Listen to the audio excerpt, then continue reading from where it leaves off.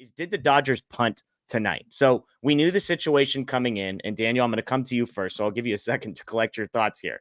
We knew the situation coming in. The Dodgers were up 3-0. They were about to play game 2 of a 3 games in 3 days stretch. The bullpen, a lot of the leverage guys have gotten used not only in game 3, but had been used in games 1 and 2 as well. And with a 3-0 lead, there was a sense that the Dodgers were going to lean on Ben Kasparius, who started, maybe Landon Knack, to try and get through this game as much as they could and to kind of, quote unquote, see what happens, much like they did in game 5 of the NLCS, with the exception of they weren't down 5-1 and Jack Flaherty wasn't starting that game. So they go to Kasparius. Kasparius is all over the place, but he survives. 2 innings, 1 earned run. They left 1,000 guys on base in those 2 innings. But I said, hey, credit to Ben Kasparius, because 2 innings, 1 run. This is a results business. He ended up ultimately getting results. Then they go to Daniel Hudson with Soto, Judge, Jazz Chisholm, and Giancarlo Stanton due up. This was an interesting decision. And I think the entire question of did they punt comes down to 2 things. 1, the decision to go with Daniel Hudson in that situation, and 2, the decision not to pull Daniel Hudson after he had loaded bases before Anthony Volpe hits the grand slam. I would love your thoughts on how Dave handled that 3rd inning after Kasparius, with the Dodgers at the time a 2-1 lead. Yeah, I don't think punting would be the right word for it. Like, I think if you look at game 2 of the Mets series, when they go straight to Knack in like the 2nd inning or whatever, that was when the punting accusations were appropriate, I would say.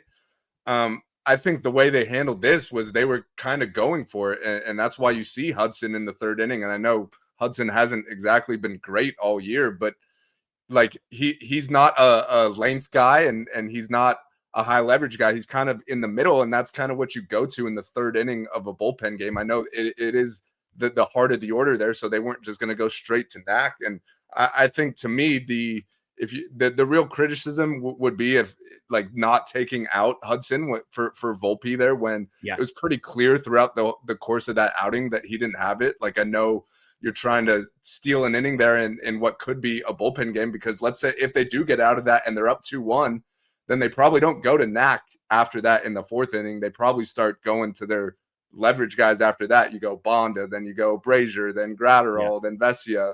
I think that would have been the plan if they had gotten out of that.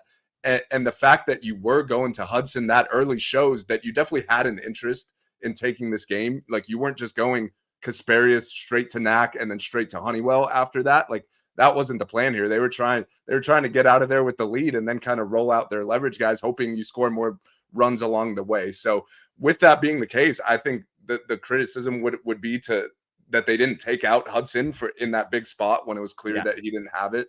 Like, at that point, you should be going to someone else trying to hold on to the lead there. Like, that kind of showed that you were going for it. So, like, for me, I was fine with the way they handled, like you said, with Kasparius, 2 innings. Like, you say that you tip your cap and say thank you after that. Like, that was more than enough. And you go to Hudson there, and if that doesn't work out, which it didn't, then you go to Knack, which they did. So my only criticism would have been they should have pulled Hudson before Volpe and gone to another, quote unquote leverage guy like a Brazier or a Gratterall or something in that spot.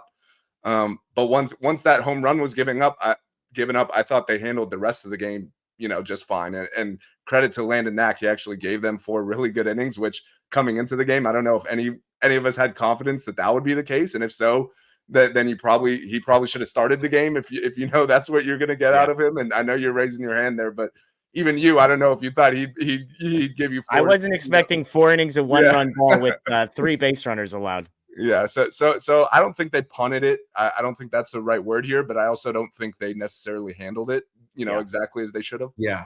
Yeah. Anthony, I think let's talk decision by decision. I agree with Daniel that I was actually impressed with the aggression of Dave Roberts to go to Daniel Hudson to start this inning. Here's what I mean by that. At some point, if Kasparius gives you 2 innings and it's a 2-1 game and you're going to get aggressive, which in most people's minds means you can't go to Landon Knack at any point. Like, we did a trust tree of relievers the other night, Scott and I. There's 7 guys maybe that I trust in the Dodgers bullpen ahead of Kasparius. I had Kasparius 8th on this list. This was a couple nights ago. Trinan, Kopech, Vesia, Bruzdar, Bonda, Hudson, and Brazier. Those were my 7 guys. They needed 7 innings from those 7 guys if this was all going to go perfectly. I don't mind at all the decision to not go to Trinan, Kopech, or Vesia in the 3rd inning of a 2-1 game that is a bullpen game. Like, personally, I was fine by that. And if you're not going to go to those guys, then you're choosing from, Bonda, Hudson, or Brazier, which they chose Hudson. He stunk. But I want to focus before we get on the decision to leave Hudson in, because I think we're all going to agree on that. I was fine with and felt like they were actually doing the thing people wanted them to do by going to anybody but Brent Honeywell and Landon Knack in the 3rd inning for the middle of the order. Okay. And we can disagree. I'm fine with this. That's why I want to ask. Yeah, I think my answer is a little bit interesting on this. Okay. I don't think they punted, but I don't think they chased the win.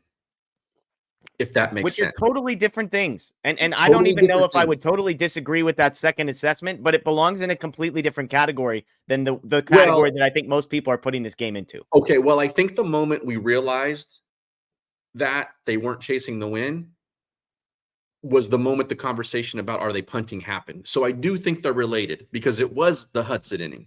Yeah. My timeline has the receipts of me saying, I don't think this is a good call, sending him out to start the inning. Yeah. Who did you want there? I would have This gone is the follow-up question. Like, I think they would have got crushed if they go to Trinan or Kopech there. I probably would have went Bonda.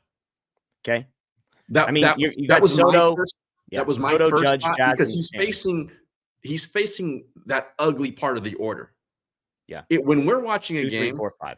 for 4 games, when we're watching that team, we are looking ahead every time. It's probably the way teams who face the Dodgers, it's the way their fans probably watch our lineup. We're looking for how much longer till those guys are up. What's it look like pitching wise for us when those guys are coming up, right? I did not think, given the tight ropes and the home runs that Hudson has been prone to, going back to like August. And I know he's been okay. He's been okay in the postseason, but like it hasn't been comfortable always. Yeah. I was okay with pitching Hudson, just not to that part of the lineup. Okay. Then, but fine. He's in. All right. Yeah. Let's get 3 outs. Splitting hairs, right? Like, I think my point is, like, we could disagree about Hudson, but if we're arguing Hudson or Bonda to that part of the lineup, we're not really arguing about much. I think the decision we're all going to agree on is when you look at the play-by-play of that inning, and it's a strikeout, a hit by pitch, a single, a walk, and I'm going to get there. This is my next point. And back to the Bonda thing, the trust tree, his branch for me is way higher than Hudson's is. Bonda's is.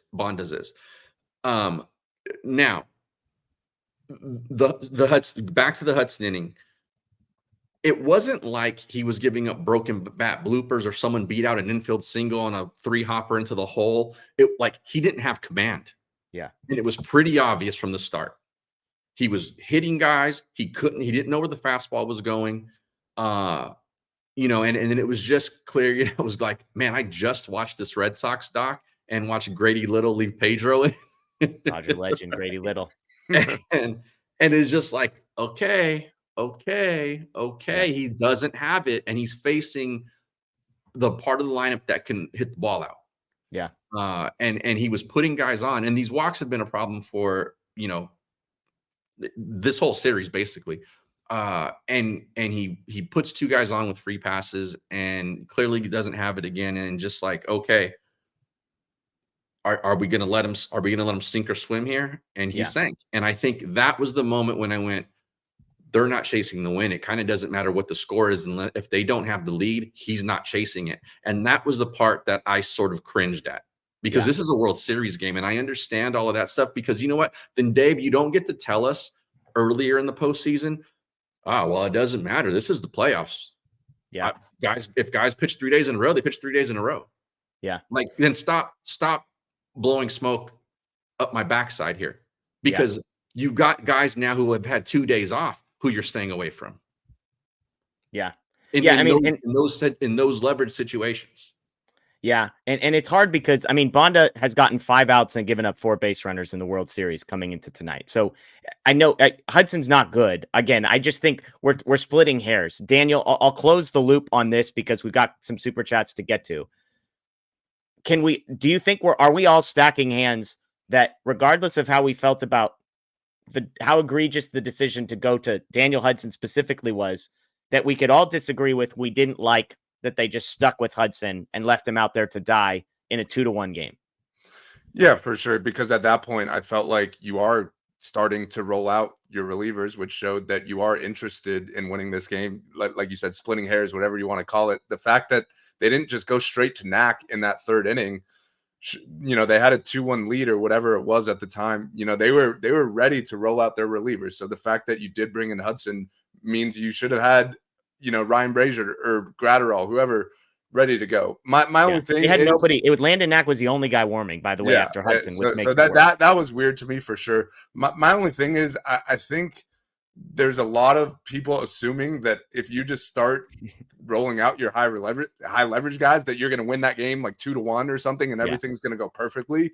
And to me, the absolute nightmare scenario of tonight would have been using all those guys.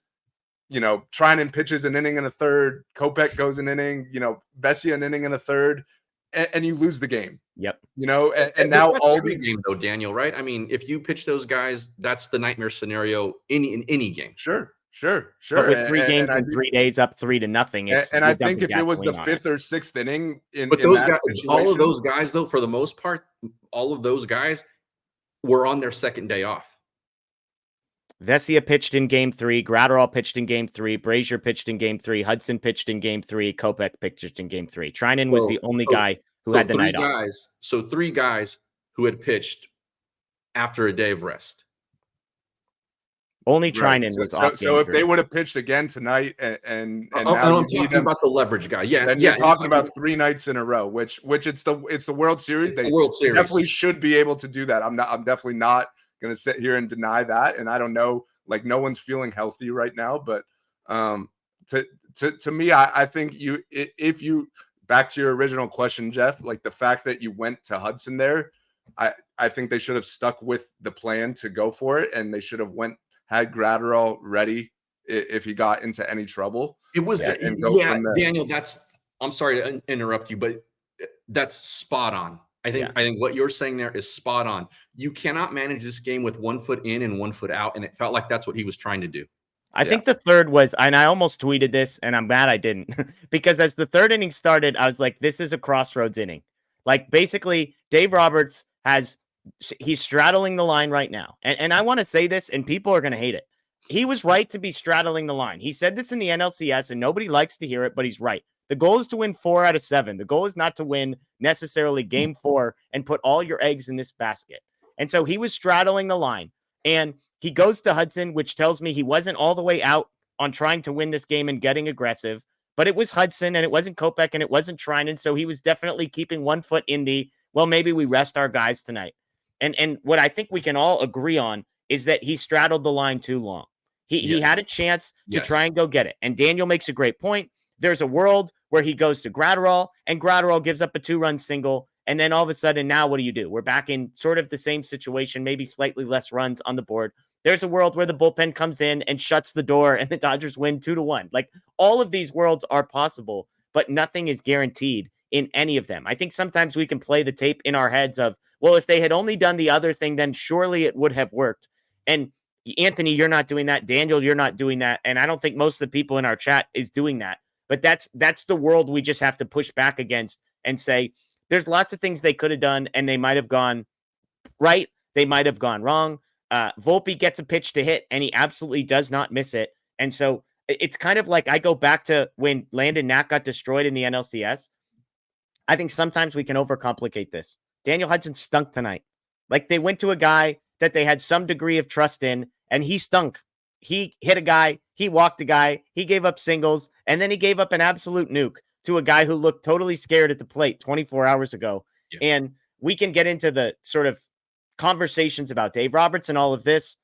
Daniel Hudson was bad. I think that's like for me, the last thing I'll say. So Daniel, you one thing, Anthony one thing, and then we'll get to the super chats. I do just want to say one thing, and it goes back to the word punt, because I do see like people in the chat saying like it's fine, whatever, but call it what it is. Like they punted. To me, if they quote unquote punted this game, it might have actually worked out better for them, because if Knack gives you what he gave you, but from the third inning on, then you might be up 3-1 They're in the winning. sixth inning. You know, the issue, that's why I was saying they didn't punt this game. They were in the middle, like the point that Anthony was making. They tried to straddle the line and it didn't work. So to me, I would have preferred a full-on punt and just gone to Knack in that third inning. And who knows, it might have worked out if he pitched the way he did.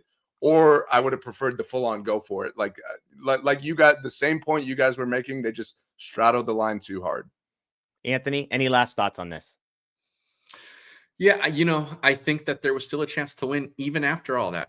Totally. There's 6-4. And I thought he punted again later in the game. And again, I think Dave's dream scenario after that grand slam was what happened later in the game, and they just get blown out early. Yeah.